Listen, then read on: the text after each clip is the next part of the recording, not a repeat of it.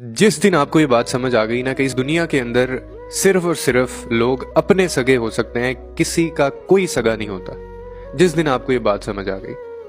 और मैं आपको दावे के साथ ये बात कह रहा हूं, आपने चाहे सारी जिंदगी के लिए आप किसी के होके रहे हो, सारी जिंदगी के लिए आप किसी के खैर ख्वाह हो गए हो, लेकिन जिस दिन जरा सी बात इनके मिजाज के खिलाफ आप कर देंगे,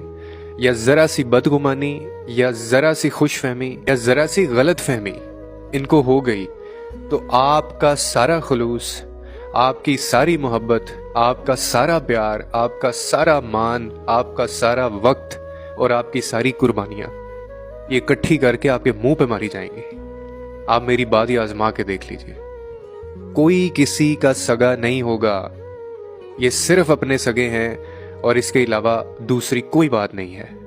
जिस दिन आपने ये अपनी जिंदगी में रियलाइज कर ली चीज, जिस दिन आपको ये चीज शिद्दत से इसका